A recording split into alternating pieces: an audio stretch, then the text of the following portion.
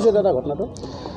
আজি ৰাতিপুৱা বান্ধৱপাৰা বিলাসীপাৰা থানাৰ অন্তৰ্গত বান্ধৱপাৰা গাঁৱত ৰেলৱে লাইনৰ কাষতে জলাশয় এটাত ৩-৪ বছৰীয়া সৰু বাচ্চা এটাৰ মৃতদেহ স্থানীয় ৰাইজে প্ৰত্যক্ষ কৰে। তাৰপিছত মোক জনায় যে এনেকুৱা বাচ্চা এটা তাতে পৰি আছে। পিছত মই দেখা পাই বিলাসীপাৰা থানাৰ অচি মহোদয়ক মই ফোন কৰোঁ। তাৰপিছত তেখেতে এই ঠাইখনলৈ আৰক্ষী পঠাই দিছে।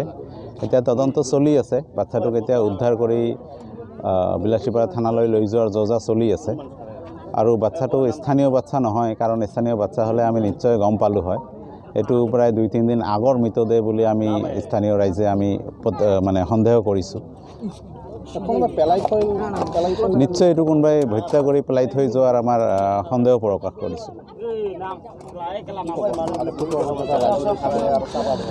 এইটো এটা অতি দুঃখজনক আৰু নিন্দনীয় ঘটনা। এনেকুৱা ঘটনা যাতে কাৰো লগত নহয়, আমি তাকে কামনা কৰিছোঁ। আৰু আমি আৰক্ষী আৰু প্ৰশাসনক আমি দাবী জনাইছোঁ যাতে এনেকুৱা ঘটনা আৰু কাৰো নঘটে। আৰু যিটো ঘটনা ঘটিছে ইয়াৰ ওপৰত এটা উচিত তদন্ত কৰি যাতে দোষীক কৰায়ত্ব কৰে আৰু বিহিত ব্যৱস্থা গ্ৰহণ কৰে।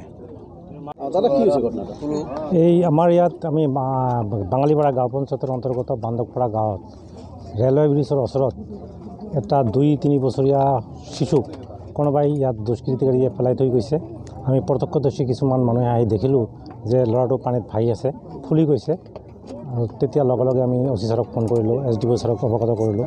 তেতিয়া আৰক্ষীৰ পৰা প্ৰশাসন আহিল। অহাৰ পিছত এতিয়া ল'ৰাটো ক'ৰ পৰা ইয়াত আহি পৰিল এইটো আমি মানে জানিব পৰা নাই। কিন্তু আমাৰ জানামতে স্থানীয় ৰাইজে যিটো কৈ আছে, যিটো কোনোবাই হয়তো ইয়াত পেলাই থৈ গৈছে। গতিকে আমি আৰক্ষী প্ৰশাসনক অনুৰোধ জনাওঁ যে কোনোবাই এই কাম কৰিছে তাৰ কঠোৰতম কঠোৰ শাস্তি হ'ব লাগে আৰু আইনী ব্যৱস্থা হ'ব লাগে। এইটো আমাৰ আহ্বান।